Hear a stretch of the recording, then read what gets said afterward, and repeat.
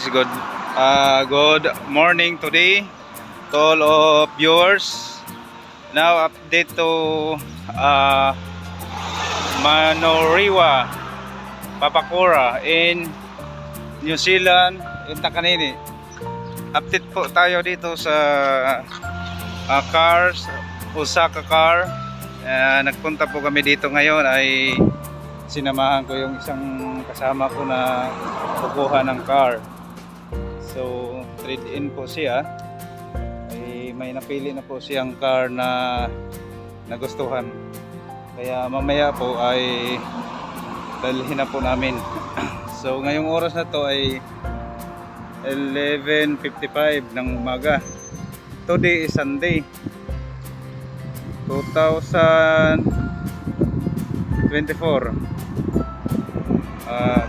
Date ngayon ay 14 Sunday. Hello guys, papasok po tayo sa mga car. Maganda po yung mga car dito, bagong hatid po galing ng Japan. Isa-isahin po natin dito sa loob. Ay ito po yung mga sasakyan na bagong price na yan. Yung mga bagong dating nandun, iikot hanggang doon po yan. Pati po yung bagong hatid bukas at saka ngayon, may hinatid po ngayon. Dito po iikutin natin. Dito po yung Osaka car.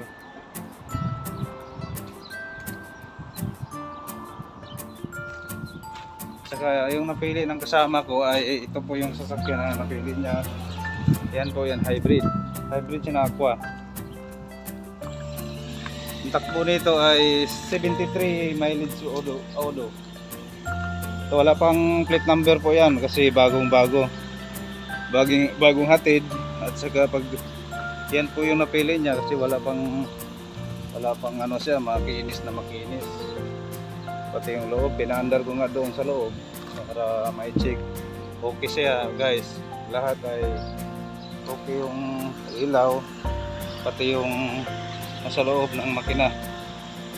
Dadalhin namin yan mamaya. So iikot tayo. Ito kung pati yung dito bagong mga dating mga Aqua, mga hybrid po yan. Mayroong Prius po dito, yung nakahilera doon. Ito mga Prius, ito mga bagong Aqua yan, wala pang plate number yan, bagong hatid po yan. So guys, kung gusto nyo pumunta dito sa Osaka car in Takanini, punta po kayo dito.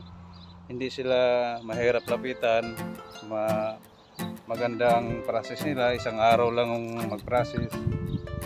So ngayon, ito po yung mga Prius nila, papunta doon. Ito yung likod guys, yan.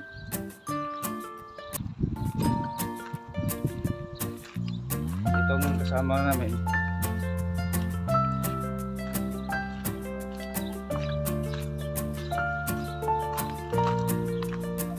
pinapainit na yung makina.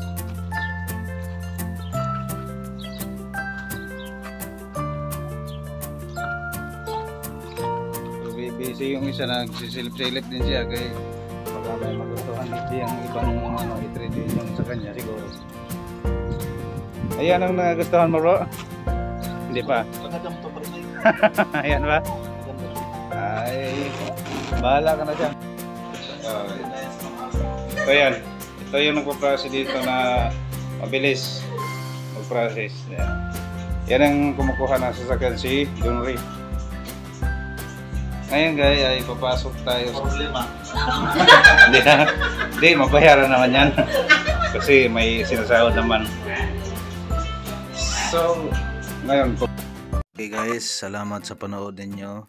Maraming salamat at saka yung nagsubaybay sa video. Thank you very much and God bless all.